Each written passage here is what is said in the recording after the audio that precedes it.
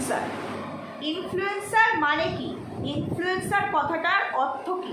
ইনফ্লুয়েন্সারদের কাজ হলো এমন কিছু দেওয়া যেটাতে সমাজের কিছুটা হেল্প হয় বা সেটা থেকে মানুষ কিছু শিখতে পারে, যেটাতে তার নিজের লাইফে কোনো কিছুতে ভালো হয়, মানে গ্রোথ হয়, এবং আমার যদি প্র্যাকটিক্যাল লাইফে গ্রোথ হয় তবে সেটা আমার সমাজের জন্য ভালো, তাই তো? আমার সমাজটাও তাহলে আগাবে, কারণ আমি ভালো থাকলে আমার ফ্যামিলি ভালো থাকবে এবং তাদেরকে আমি আরও বেটার কিছু দিতে পারবো এবং তাতে আমার সমাজটা আগাবে, আমার দেশের ভালো হবে, কারণ আমরা এই দেশের মানে নাগরিক, এই সমাজের মধ্যে আমরা বিলং করি। তো এই যে ইনসাইড আউট, এদের মানুষ খুব শিক্ষিত, ভদ্র, মার্জিত, সভ্য, শুভবুদ্ধি সম্পন্ন, বিচক্ষণ মানুষ হিসাবে জানি। আমিও তাই জানতাম, একদম নর্মাল, ন্যাচারাল। তো এরা নিজেদের যোগ্যতায়, নিজেদের ক্যাপাসিটিতে, নিজেদের নলেজ, নিজেদের মেধা দিয়ে আজকে এই জায়গাটা মানে অ্যাচিভ করেছে। আজকে ইনসাইড আউটের যে ওনার আর কি, সে একটা ভালো জব করতো, কিন্তু তার সেই জবটা মানে ওই 9টা-6টার ডিউটি, অন্যের অধীনে কাজ করা, এটা পছন্দ না, অনেকেরই পছন্দ নয়। তো সেইখান থেকেই সে ব্যাক করে এসে তার ক্যাফে মানে খোলা, তার আগে সে ইনফ্লুয়েন্সার হিসাবে এখানে কাজ করছে। তার প্রথম পরিচিতি আমাদের কাছে, অন্তত আমরা যারা ভার্চুয়ালি চিনি, ডিজিটালি চিনি, আমাদের কাছে তার প্রথম পরিচিতি তারা, মানে সে একজন ইনফ্লুয়েন্সার, তাই তো? কিন্তু একজন ইনফ্লুয়েন্সার যখন সমাজকে, মানুষকে ধোঁকা দেয়, বোকা বানায়, মানুষকে ভুল পথে পরিচালিত করে, তাহলে তাকে কি সভ্য, শুভবুদ্ধি সম্পন্ন, ভালো, সুস্থ মস্তিষ্কের ইনফ্লুয়েন্সার বলা চলে? আমি জানি আমার এই ভিডিওটার পরে অনেকের অনেক দ্বিমত থাকবে, কিন্তু প্রত্যেকটা মানুষ স্পেসিফিক, প্রত্যেকটা মানুষ ইন্ডিভিজুয়াল। যেমন এই ইনসাইড আউটের ওনার যে, তিনিও ইন্ডিভিজুয়াল, তাই তিনি তার ক্রিয়েটিভিটি দেখাচ্ছে, কর্মকাণ্ড, যেটাতে সমাজ ধ্বংসের দিকে গেলেও কি আমি হ্যাপি, আমি ভালো থাকবো, এটা দেখাচ্ছে। সেরকমই আমিও এই সমাজের মানুষ, ডিজিটালি এই মার্কেটে আমিও কাজ করি, হ্যাঁ খুব সামান্য, তারপরও আছি তো, এক্সিস্ট তো করছি, সেখানে আমি আমার ইন্ডিভিজুয়াল মতামত জানাতেই পারি, তাই না? তো চলো বন্ধুরা, অনেক কিছু বলার আছে, একটা অন্যরকম কন্টেন্টের সঙ্গে তোমাদের সামনে ফিরে এলাম। খুব একটা ভিডিও আমি ইনসাইড আউটকে নিয়ে বা সেন্সেশনকে নিয়ে করি না, একেবারেই করি না, খুব কম রেয়ার, যেখানে মনে হয় করা যায় সেখানে করি। তবে ভিডিও শুরুতেই একটা কথা বলছি, রাজনৈতিক কোনো রং দেবে না, কোনো রকম পলিটিক্যাল কোনো কিছুর সঙ্গে আমি কোনোদিনও যুক্ত ছিলাম না, পছন্দই করি না, আমি একদমই পছন্দ করি না। তো সেই জায়গায় আমি আমার ওপিনিয়ন দেবো। এটাকে কেউ ওই মানে রাজনৈতিক মতামত, রাজনৈতিক মতাদর্শিতার দিকে এগিয়ে নিয়ে গেলে সেটা তাদের নির্বুদ্ধিতা, সেটা তাদের বিকৃত মস্তিষ্ক, এটা আমার মনে হবে। তাই চলো, আমার পুরো ভিডিওটা দেখলে আই হোপ তোমরা সবাই সবটা বুঝতে পারবে। তো ভিডিও শুরু করবো তার আগে একটু ইন্ট্রো দিই। Hello my lovely viewers, welcome back to my channel Dimpy lifestyle. বন্ধুরা আমার সাথে থেকো, পাশে থেকো, চ্যানেলটিকে সাবস্ক্রাইব করে লাইক করো, শেয়ার করো। ইনসাইড আউট ঘুরতে গেছে অরুণাচল প্রদেশ, অলরেডি ওরা চলে গেছে। তো সেখানে ওরা যেদিন আর কি এই রোড ট্রিপে যাবে, তার সঙ্গে বার্থডে আছে, এই ভিডিওটা যেদিন ওরা আর কি থাম্বনেল টাইটেল দিয়ে আর কি পোস্ট করেছিল। তো দেখো, এখন আমরা যে কন্ডিশনে আছি, শুধু আমার দেশ নয়, টোটাল ওয়ার্ল্ড, সারা পৃথিবীময় এরকম একটা সিচুয়েশন। আমি বলবো আমরা অনেক ভালো আছি, অনেক ভালো, আমরা কিছুই এখনও মানে ফিল করতে পারছি না, কোনো ক্রাইসিসই আমাদের কাছে মানে এখনও সেইভাবে এসে পৌঁছায়নি। হ্যাঁ, গ্যাস নিয়ে একটু সমস্যা হচ্ছিলো, তবে কিছু কিছু জায়গায়, আমার এখানে তো মোটেও না, আমি আজকে গ্যাস বুক করলে কালকে সকালে আমি পেয়ে যাচ্ছি, আমি পেয়েছি ওই ক্রাইসিসের মধ্যেও গ্যাস পেয়েছি, জানি না মানে এরপরে কী হবে, কত হতে পারে, ক্রাইসিস দেখা দিতেই পারে। তো সেই জায়গায় দাঁড়িয়ে আমরা সেভাবে এখনও পর্যন্ত কিছু মানে ফিল করিনি। আজ থেকে 15 দিন আগে যেটা মানুষ একেবারেই ফিল করেনি, এখন এসে আমার দেশের মানুষও কিছু কিছু জায়গায় ফিল করছে, কারণ পেট্রোল পাম্পে বেশ কিছু জায়গায় লাইন আছে, বা পেট্রোল ডিজেলের যে একটা ক্রাইসিস, এটা আমরা বুঝতে পারছি। তার থেকে সর্বোপরি একটা জিনিস জানবে, মানে একটা দেশের মানে ইকোনমিক যে পরিকাঠামোটা, সেটা কিসের ওপরে চলে? সেটা চলে যে এই যে আমাদের যে ফিনান্সিয়াল যে গ্রোথটা হয় পুরো কান্ট্রিতে, কান্ট্রি ওয়াইজ, সেটা কান্ট্রি থেকে অন্য কান্ট্রিতে, মানে যেটা ইম্পোর্ট এক্সপোর্টের যে ব্যাপারটা থাকে সেই জায়গা থেকে এই জায়গাটা তো ধরে রাখে। তো সেটার জন্য কী দরকার, আমাদের প্রত্যেকের যেই সমস্ত জিনিসপত্র আমাদের প্রয়োজনীয়, নিত্য প্রয়োজনীয় জিনিস হোক বা অন্য যা কিছুই হোক না কেন, সেটা আমরা কিনবো, আমাদের টাকা মানে লেনদেনটা হবে, আমরা জিনিস নেব, সেখান থেকে যারা বিজনেস করছে তারা সেই টাকাটা দিয়ে আবার তার দোকান বা শোরুম যেটাই হোক সেখানকার জিনিসগুলো সে কিনবে। এইভাবেই তো চলে, এইভাবেই তো বিনিময়ের মাধ্যমে তো এইভাবেই হয়। সেই জায়গায় দাঁড়িয়ে জাস্ট কয়েকটা দিন আগেই আমাদের দেশের যে পিএম আছে, তো উনি একটা মানে দিয়ে বক্তৃতা দিয়ে উনি বলেছিলেন যে একটা জায়গায় দাঁড়িয়ে যে এই মুহূর্তে সোনা কেনা সবাই যেন 1 বছরের জন্য বন্ধ রাখে, প্রয়োজন হলে বিয়েতেও যেন সোনা দেওয়া না হয়, 1টা বছর না দিলে কিচ্ছু হবে না। পেট্রোল ডিজেল এগুলো যেন সবাই একটু কম ইউজ করতে বারণ করেনি, কম যেন ইউজ করে, তার সঙ্গে রান্নার তেল সেটা যেন 10% কমিয়ে আনে। কারণ এই সমস্ত জিনিসগুলো ডলার মারফত কিনতে হয়, নিতে হয়। তো সেই বৈদেশিক মুদ্রাটাকে সঞ্চিত রাখতে বলেছে। কেন বলেছে, কি কারণে বলেছে? কারণ আমরা এখানে বসে জাস্ট আমরা ফিল করছি যে কি বলছে ওটা মানে ভাবছি, দেখছি, আর আমরা নিজেদের মতো করে ভেবে নিচ্ছি। কিন্তু যে চালাচ্ছে দেশটাকে তার কাছে যে খবর থাকবে, তোমার আমার কাছে তার কিচ্ছু থাকবে না। সেগুলো যদি কোথাও দেখানো হয় কোনো নিউজ চ্যানেল মারফত, তবেই আমরা জানতে পারি, তাছাড়া তো আর নয়। তো সেই জায়গায় সে যখন একটা দেশের সরকার যখন এই ধরনের কথা বলছে, তাহলে এটা বুঝতে হবে যে ইকোনমিক্যালি আমাদের একটা অনেক বড় ক্রাইসিস আছে, অনেক বড়। কারণ আমরা জানি, অলরেডি আমরা জানি, আজকে থেকে না বেশ কয়েক মাস ধরে সারা পৃথিবীময় একটা যুদ্ধের আবহ চলছে, যেটা থামার মতো কোনো জায়গাতেই নেই। তো সেইখানে গ্যাস নিয়ে অনেক কিছু হয়েছে, কিন্তু জাস্ট 1.5-2 মাস আগে গ্যাসের মানে নিয়ে আসা নিয়ে, হরমুজ প্রণালী নিয়ে অনেক রকম প্রবলেম আমরা দেখেছি, নিউজের মারফত আমরা দেখেছি যে কীভাবে গ্যাসগুলোকে আনা হয়েছিল। তো বারবার তো সেটা সম্ভব নয়, হতেই পারে বারবার সম্ভব নয়, কারণ এরকম একটা ভয়ানক পরিস্থিতিতে অন্য দেশ থেকে যখন কোনো কিছু আমার দেশে আনা হবে, তখন সেইখানে তো অনেকটা মানে সেই নির্দ্বিধায় নিয়ে আসার ব্যাপারটা থাকবে না, মানে সেটা থাকে না, সেটা হয় না, এটা তো স্বাভাবিক। একটা জিনিস দেখবে, যখন মানে একটা এলাকায় এই পাশের মানুষজনের সাথে ওই পাশের মানুষজনের যদি কোনো রকম ক্লেশ, কোনো রকম ফাইটিং, কোনো রকম মানে মতবিরোধ বা ঝগড়া থেকে অশান্তি, মারধর যদি কোনো কিছু হয়, তখন দেখবে যেটা আগে এই ঘটনা ঘটার আগে যেটা স্মুথলি হতো, সেটা হওয়া পসিবল নয়। প্রত্যেকটা মানুষ একটু ভয়ে থাকে, প্রত্যেকটা মানুষ সচেতন হয়ে যায় যে আবার এই ধরনের ঘটনা যেন না ঘটে। সেখানে একটা এত বড় দেশ, সেখানে এই পুরো ওয়ার্ল্ডের কন্ডিশন এইরকম। সেই জায়গায় দাঁড়িয়ে দেখলাম ইনসাইড আউটের যে ওনার আছে, তো সে অরুণাচল প্রদেশ যাবে ট্রিপে, এবং কিনা রোড ট্রিপ করবে পার্সোনাল কার নিয়ে। তো আমার কথা, এতটা রাস্তা, সেই রাস্তা আমি যদি আমার পার্সোনাল কারে যাওয়ার চেষ্টা করি, তাহলে সেখানে আমার গাড়িতে কতটা পরিমাণে পেট্রোল হোক বা ডিজেল যেটাই হোক সেটার প্রয়োজন পড়বে, কতটা পেট্রোলের প্রয়োজন পড়ে। যেই পরিস্থিতিতে দাঁড়িয়ে আমাদের দেশের যে সরকার আছে, যিনি বলছেন যতটা মানে কম করা যায়, যতটা কম বেরোনো যায়, প্রয়োজন হলে ট্রেনে করে যেন যাতায়াত করা হয়, গাড়ির চলাচল যেন কমিয়ে দেওয়া হয়, দরকার হলে সপ্তাহে 2 দিন ওয়ার্ক ফ্রম হোম করা হোক, অফিসে গেলে সমস্ত কিছু খরচ আছে, যাতায়াত খরচ আছে, মানে খরচ মিন এই পেট্রোল ডিজেলের কথাই বলছি, সব কিছুই, সেটা যাতে কমিয়ে দেওয়া হয়। তাহলে এটা বুঝতে হবে যে আমাদের পোশাকার নিশ্চয়ই কোনো একটা ধাক্কা খেয়েছে, এবং যদি ধাক্কা নাও খেয়ে থাকে, ইন ফিউচারে গিয়ে যা পরিস্থিতি সারা পৃথিবী, সেখানে পোশাকার ধাক্কা খাবে। তাহলে মজুদ, যদি অর্থের ভাণ্ডারটা মজুদ না থাকে, তাহলে পরে থমকে যাবে, তাহলে পরে অর্থনীতি একদম অচল হয়ে যাবে।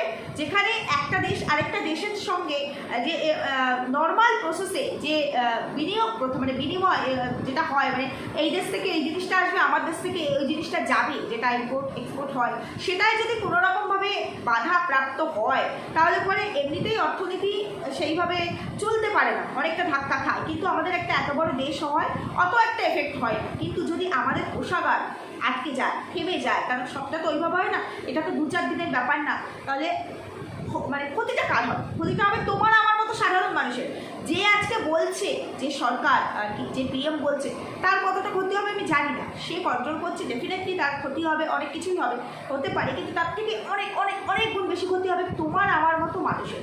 কারণ আমরা যারা দেখবে আমাদের দেশে কিন্তু বেশিরভাগ মিডিল ক্লাস আর মানে নিম্ন মিডিল ক্লাস যাকে বলে সেই টাইপের মানুষই আমরা বেশি, সেই হাই লেভেলের মানুষজন খুব কম। সবাই তো আর আম্বানি আদবানি নয় যে আম্বানি আদবানিরও কিন্তু এফেক্ট পড়লেও তারা সেটাকে ম্যানেজ করে নিতে পারে। কারণ কোভিডের সময় এরকম সিচুয়েশন আমরা পার করে এসেছি, জাস্ট কয়েকটা বছর, খুব বেশি তো না। 20-তে কোভিড এসছে, 20, 21, 22 পর্যন্ত আমরা দেখেছি কী পরিস্থিতি ছিল, কী ক্রাইসিস। সেখান থেকে আমরা সবে মাত্র ঘুরে দাঁড়িয়েছি, এর মধ্যেই এই অবস্থা। এখনও এমন অনেক বিজনেসম্যান আছে, মধ্যবিত্ত বিজনেসম্যান যারা, তো সেই রকম বিজনেসম্যান এখনও অনেক আছে যাদের ব্যবসা গুটিয়ে গেছে, যারা আর ব্যবসা খুলতে পারেনি। যারা এমন অনেক বিজনেসম্যান আছে যারা সেই ব্যবসাটাকে সেই জায়গায় রান করাতেই পারেনি। প্রত্যেকের তো পরিবার আছে, তাই না? প্রত্যেকের তো ফ্যামিলি আছে। তো সেই জায়গায় দাঁড়িয়ে আজকে যদি দেশে কোনো অর্থনৈতিক সংকট দেখা দেয়, সেই সংকট সবার আগে তোমার আমার হাড়িতেই কিন্তু টান বসাবে, তাই না? থাবা বসাবে তোমার আমার হাড়িতেই। কারণ তুমি আমি সাধারণ মিডিল ক্লাস ফ্যামিলি থেকে বিলং করি, আমরা সাধারণভাবে কর্ম করি, আনি নেই খাই, হয়তো আমাদের অভাব নেই, আবার আমাদের অনেক অন্য, এই তো। সেখানে যেখানে একটা সরকার এই ধরনের কথা বলছে, তাহলে প্রত্যেকটা মানুষের সেটা বোঝা উচিত। আর সবথেকে বড় কথা, আজকে এই যে পেট্রোল বা ডিজেল এর ক্রাইসিস হলে সবথেকে বেশি সাফার করবে যারা মেডিকেল ট্রিটমেন্টের ওপরে আছে, যাদের মানে অ্যাম্বুলেন্সের ভীষণ প্রয়োজন। দেখো, অসুস্থতা তো এইভাবে বলে আসবে না যে এখন আসিস না, এখন সমস্যা চলছে। অসুস্থতা কখনো আটকানো যায় না, আর অসুস্থতা মানুষের জীবনে নিত্য নৈমিত্তিক একটা মানে ইস্যু হয়ে দাঁড়িয়েছে প্রত্যেকটা মানুষের জীবনে। সেখানে একটা মানুষ অসুস্থ হলে তার অ্যাম্বুলেন্স দিতেই হবে, তার জন্য দরকার, সেটার জন্য পেট্রোল ডিজেলের প্রয়োজন। তাহলে আমি যদি আমার শখ পূরণের জন্য আজকে আননেসেসারি এইভাবে যে পেট্রোলটা আজকে পুড়িয়ে আমি এখান থেকে অরুণাচল প্রদেশে যাচ্ছি ঘুরতে, সেই পেট্রোলটা যদি আমি না পোড়াতাম, হয়তো 20টা অ্যাম্বুলেন্স নির্দ্বিধায় চলতে পারে, তাই না? অনেক পেশেন্ট আছে যারা কিনা কিডনি ডায়ালিসিস চলে, কিডনির পেশেন্ট, তাদের সপ্তাহে 2-3টে করে ডায়ালিসিস দিতে হয়, তাদেরও যাতায়াত করতে হয়। তাদের কিন্তু কোনো অপশান নেই, কোথায় লকডাউন হলো, কি আসলো মহামারী, তাদেরকে কিন্তু করতেই হবে। যদি সেটা না করে তারা কিন্তু মানে তাদের এই কি বলবো, আর কথাটা ওয়ার্ডটা তুলতেও আমার ভালো লাগছে না, তোমরা নিশ্চয়ই বুঝতে পারছো। তাহলে সেই জায়গায় এরকম শুধু কিডনি পেশেন্ট করে, প্রচুর প্রচুর প্রচুর ধরনের পেশেন্ট আছে। তো তাদের জন্য অন্তত আমাদের এইটুকু কনসিডার করা যায়, আমাদের নিজেদের জন্য, আমাদের নিজেদের পরিবারের জন্য, আমাদের দেশের জন্য। কারণ সবার আগে আমাদের কাছে দেশ, আমাদের দেশ সবার আগে। দেশ থাকলে আমরা আছি, তাই তো? দেশ না থাকলে আমরাও নেই। তো সবার আগে আমাদের দেশ, আমাদের দেশের ভালো যেটা হবে, যেখানে হবে, আমরা তো সেই চেষ্টাটাই করবো। আজকে অরুণাচল প্রদেশে যাচ্ছে, ঘুরতে যেতেই পারে, তার পয়সা আছে, তার কমতি নেই, তার অভাব নেই, সে পেট্রোলটা এই মুহূর্তে সেই ক্রাইসিস নেই, অ্যারেঞ্জ করে চলেও গেল। কিন্তু হয়তো 1 সপ্তাহ পরে এমন কন্ডিশন হতে পারে, পেট্রোলের এতটাই ক্রাইসিস চলে আসতে পারে, হয়তো মুমূর্ষু রুগী যাকে নিয়ে যেতে হবে সে অ্যাম্বুলেন্স বসে গেল, হয়তো বসে গেলে 100টা অ্যাম্বুলেন্সের ক্রাইসিস দেখা যায়, হতেই পারে। তাহলে আজকে এই যে মানে সামার ভ্যাকেশন পড়েছে বলে ঘুরতে যাওয়া, অর্থ আছে বলে ডেফিনেটলি ঘুরতে যাওয়া, মানুষ মুড চেঞ্জ করতেই তো যায়, যেতেই পারে। ট্রেন ছিল, ফ্লাইট ছিল, যেতে পারতো। এই শখটা কেন এই ক্রাইসিসের মধ্যে যে রোড ট্রিপ করতে হবে, আমাদের এইভাবে যেতে হবে পার্সোনাল কার নিয়ে? এই জায়গাটায় একজন ইনফ্লুয়েন্সার কী দিল, সব জেনে শুনে সমাজকে কী দিল, তার থেকে সমাজের মানুষরা আমরা কি পেলাম, কি শিখতে পারলাম? আমরা মানুষ, আমরা কি বলতো ভালোটা নিই না, খারাপটা খুব তাড়াতাড়ি আমরা ক্যাচ করে নিই। এরকম অনেক মানুষ আছে যাদের হয়তো অর্থ আছে, তারা ভাববে ও মা এই তো করছে এই ইনফ্লুয়েন্সার, তাহলে আমিও করতে পারি, আমার কি পয়সার অভাব নাকি? যদি ক্রাইসিস আসে, যদি 6 মাস 1 বছর ক্রাইসিস থাকেও, আমি কিন্তু না খেয়ে মরবো না, যারা মরছে মরুক না, তাতে কুছ পরোয়া নেই। এরকম মেন্টালিটির মানুষও তো আছে, সেটাই আজকে এই সেন্সেশনে ওনার প্রুফ করল। কারণ তার মেন্টালিটিও ঠিক সেম জায়গাতে। কোভিডের মতো সিচুয়েশন যখন এসেছে, চারিপাশে আমরা দেখেছি কত মানুষ কত কষ্ট করেছে। প্রত্যেকটা মানুষকে, সে আম্বানি হোক, সে একটা মানে দিন আনা দিন খাওয়া মানুষ হোক, প্রত্যেকটা মানুষ সাফার করেছে। তবে মরেছে কারা? দিন আনা দিন খাওয়া মানুষ, মিডিল ক্লাস ফ্যামিলিতে যারা বিলং করে তারা কতটা কষ্ট করেছে, তাদের ফ্যামিলিগুলো কতটা সাফার করেছে। আজকে সেই দিনগুলো ভুলে যাওয়া কি এত সহজ? আজকে সেই দিনটা থেকে আমরা এখনও ঠিকমতো ওভারকাম করতে পারিনি। আমরা দেখো একটা কথা বলছি, সাধারণ কথা, আমরা প্রত্যেকটা মানুষ সরকারকে ট্যাক্স দিই, প্রত্যেকটা মানুষ, যে বাচ্চাটা জন্মাচ্ছে তারও ট্যাক্স দিতে হয়। তো আমি তুমি কি প্রত্যেকটা মানুষ ট্যাক্স দিই। তারপরেও ওই কোভিডের সময় হোক বা আগে পরে যখনই হোক, যারা যেমন আমার হাজব্যান্ড, হাজব্যান্ড গভর্নমেন্ট এমপ্লয়ি, তো আমার হাজব্যান্ডের কিন্তু আলাদা করে একটা ইনকাম ট্যাক্স দিতে হয় প্রত্যেক বছর সরকারকে। কেন দিতে হয়, কী কারণে দিতে হয়, না দিলেই তো হয়, আলাদা ইন্ডিভিজুয়ালি তো ট্যাক্স দিতেই হচ্ছে প্রত্যেককে, তাই না? কেন দিতে হয়, যে সার্ভিস করছে না, গভর্নমেন্ট জব করছে না, তাকে তো দিতে হচ্ছে না, কিন্তু কেন দিতে হচ্ছে, কারণ যাতে আমার দেশের অর্থনীতি পরিকাঠামোটা সচল থাকে, এই জন্য এই নিয়মটা সরকার বার করেছে, এটা একটা রুলস, সুতরাং এটা করতেই হবে প্রত্যেকে যেমন ট্যাক্স দিতে হয়, সেটা বিজনেসম্যান হোক, সেটা ক্ষুদ্র বিজনেসম্যান হোক, বা তোমার আমার মতো যারা বেকার তারা হোক, যাই হোক, প্রত্যেকে যেমন দিতে হয়, প্রত্যেকে মানে ক্যাটাগরি ওয়াইজ তাদেরকে দিতে হয়। ঠিক তেমনি কোভিডের সময় আমার হাজব্যান্ডের, তোমরা জানো মানে সবাই হয়তো জানো যে 18 মাসের ডিএ কিন্তু পায় সেন্ট্রাল গভর্নমেন্ট এমপ্লয়িরা, তারা কিন্তু সেটা কনসিডার করেছে। কেন করেছে, কিসের জন্য করেছে, কারণ যারা সার্ভিস করে তাদের কিন্তু ওই বছরে 2টো ডিএ আর ওই 10 বছর পর পর একটা পে কমিশন, এই তো এর ওপরেই তো, আর তো কিছু নেই, তাদের তো এক্সট্রা কোনো ইনকাম নেই। আর সবাই কিন্তু মানে ঘুষ খায়, সব চাকরিতে কিন্তু ঘুষ হয় না, যার যতটুকু স্যালারি তার কিন্তু ততটুকু দিয়েই চলে যায়, তাদেরও ফ্যামিলি পার্সেন্ট আছে, তাই তো? কিন্তু সেই জায়গায় দাঁড়িয়ে তারা একদিনের পুরো স্যালারি কেটে নেওয়া হয়েছিল, 18 মাসের ডিএ তাদের থেকে নিয়ে নেওয়া হয়েছিল। শুধু তাই নয়, প্রত্যেকটা এমপ্লয়ির কাছ থেকে, শুধু আমার হাজব্যান্ড তোমার হাজব্যান্ড বলে নয়, তার সঙ্গে তারা আবার ওভার টাইম করেছিল, দিন রাত খেটে, কিছু এমার্জেন্সি ডিউটি যাদের ছিল দিন রাত খেটে তাদেরকে এমার্জেন্সি ডিউটি করতে হয়েছে, তার থেকে কিন্তু কোনো পারিশ্রমিক পায়। কেন করেছে, কিসের স্বার্থে করেছে, দেশের স্বার্থে। দেশ কাদের স্বার্থে চলে, তোমার আমার মতো সাধারণ মানুষের স্বার্থে চলে, তাই না? তো সেই জায়গায় দাঁড়িয়ে আজকে প্রত্যেকটা মানুষের তো একটু একটু করে এগিয়ে আসা উচিত কিনা আজকে বুঝতে হবে যে জানুয়ারি মাস থেকে পে কমিশনটা লাগু হওয়ার কথা, মানে ডিক্লেয়ার হয়ে গেছে। আজকে সেই জায়গা থেকে এইখানে বছর হতে যায়, এখনও সেই পে কমিশনের কোনো খোঁজ খবর নেই। কেন নেই, নিশ্চয়ই কোষাগারে ধাক্কা খেয়েছে, তাই তো এইটুকু স্যাক্রিফাইস করতে হবে। কার স্বার্থে, দেশের স্বার্থে। দেশ কার স্বার্থে চলে, তোমার আমার স্বার্থে। আর দেশ আমরা এই কনসিডার কেন করছি, দেশের জন্য আমার পরবর্তী জেনারেশন যেন ভালো কিছু পায়, তারা যেন ভালোভাবে থাকতে পারে, সেই জন্য তো। তাই কারো কাছে কারো ভেতরে কোনো আক্ষেপ নেই, কোনো অভিযোগ নেই, না করব কেন করছি, কেউ তো পার্সোনালি কোনো কিছু করছে না, যেটাই হচ্ছে পরিস্থিতি। তাহলে এই পরিস্থিতি বুঝে প্রত্যেকের চলা উচিত। আজকে আমি কারো অধীনে চাকরি করব না, আমার বিজনেস আছে, সেই বিজনেস থেকে আমি আর্ন করছি, আমি একজন ইনফ্লুয়েন্সার, সেখান থেকেও আমি আর্ন করছি, তাই জন্য আমি ফুর্তি করতে পারি, যা ইচ্ছা তাই করতে পারি। এবং শুধু তাই নয়, আমি দেখলাম মানে ইনসাইড আউটের ভিডিও 2 দিন আগে করা একটা ভিডিওতে, সেখানে একজন কমেন্ট করেছে, একটি ছেলে কমেন্ট করেছে যে কি না তাদের ওখানে চাকরি করতো, আমি আর নামটা নিলাম না, দরকার নেই, চাকরি করতো 1 মাস, মানে চাকরি মানে 1 মাস কাজ করেছিল, 1 মাস কাজ করার পর সে তার স্যালারিটা পর্যন্ত পায়নি। তাকে কমেন্ট করেছে, সে জানি না কোনো স্টেপ নিয়েছে কিনা যে কেন স্যালারি পাইনি বা কিছু, এটা তারপরে তো আর জানা হয়নি, দেখাও হয়নি, মানে দেখিনি আর এই ধরনের কমেন্টার। তো সে বলছে আমার পরিবারের টাকাটার খুব দরকার, আমি একটা খুব সাধারণ মিডিল ক্লাস ফ্যামিলিতে বিলং করি, আমি 1 মাস কাজ করেছি এবং আমি 1 মাস কাজ করার পর আমি আমার কিন্তু স্যালারিটা পাইনি, আমার স্যালারিটা পাইনি। এবং সেই স্যালারিটা যখন আমি চাইতে গেছি তখন আমাকে রীতিমতো থ্রেট করা হয়েছে এবং আমাকে বলা হয়েছে থানা পুলিশ যেখানে যেতে পারে, টাকা দেবো না। কেন, মামলাবাজি চলছে এখানে, মানে এখানে মাফিয়াগিরি চলছে। আমি কাজ করেছি, আমি পরিশ্রম করেছি, অথচ আমি পারিশ্রমিক পাবো না। একটা সাধারণ মানুষের পেটে লাথি মারা হচ্ছে, কী কারণে লাথি মারা হচ্ছে, এই দিকগুলো কেন হবে? সে এত বড় একজন ইনফ্লুয়েন্সার, যে কিনা এত বড় বড় কথা বলে, যে কিনা নিজেকে একটা ভালো জায়গায় বসিয়ে রেখেছে, উচ্চশিক্ষিত, মার্জিত, এরকম একটা জিনিস ক্রিয়েট করে রেখেছে, এবং আমরা সেটা বলেই জানি। সেইখানে দাঁড়িয়ে তার জোন, তার কর্মক্ষেত্রে কী ঘটছে কি না ঘটছে, এমপ্লয়িদের সঙ্গে কী হচ্ছে না হচ্ছে, যে যেই পোস্টে আছে সে নিচুদের সঙ্গে কী ব্যবহার করছে, সেগুলো সে খোঁজখবর রাখবে না। সত্যি ভাবতে অবাক লাগে। সে আজকে বাধ্য হয়ে তার করা ব্লগিংয়ে কমেন্ট করছে, সব ফেক হয় না।